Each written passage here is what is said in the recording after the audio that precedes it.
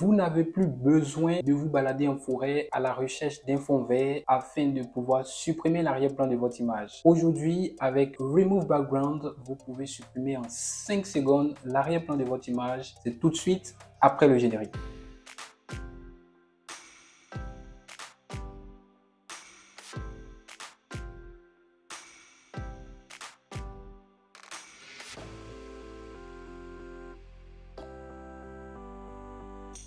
Dans le navigateur, vous allez taper Remove Background et vous avez accès à cela, Remove Background, que vous allez sélectionner. Je vous laisse le lien bien évidemment dans la description ou en commentaire et vous sélectionnez ce premier lien. Lorsque vous cliquez sur le lien, vous avez accès à cette page. Pour importer une image, vous pouvez utiliser plusieurs techniques. La première, c'est de cliquer sur télécharger une image. Vous avez accès à votre ordinateur et vous pouvez cliquer sur l'image dont vous voulez supprimer l'arrière-plan et vous cliquez sur ouvrir. Vous attendez quelques secondes. Remove Background vous supprime l'arrière-plan de votre image facilement, et même si vous avez les couleurs de votre drapeau en arrière-plan. La seconde est de faire le fameux, l'incontournable CTRL-C, CTRL-V. Moi, j'ai déjà copié mon image, je vais faire CTRL-V, la même image est importée. La troisième technique, c'est de faire un glisser-déposer. Une fois que l'arrière-plan est supprimé, en cliquant sur télécharger,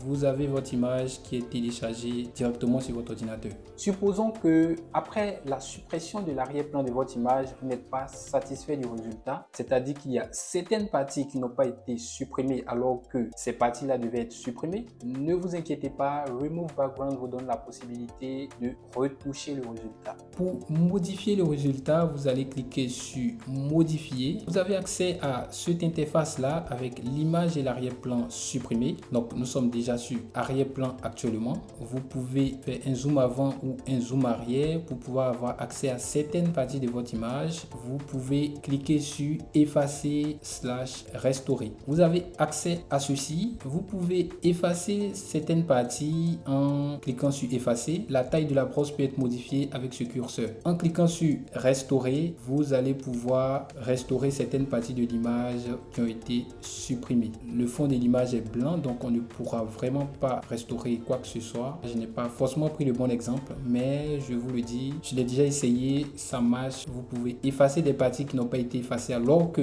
vous désirez les effacer, ou restaurer des parties qui ont été effacées alors que vous ne désirez pas les effacer. Après avoir modifié l'image, vous devrez la télécharger. En cliquant sur télécharger, vous pouvez maintenant modifier facilement l'arrière-plan de votre image en le supprimant. N'hésitez pas à vous abonner et à laisser des commentaires. Sur ce, je vous dis, partagez vos connaissances, c'est la meilleure manière d'apprendre.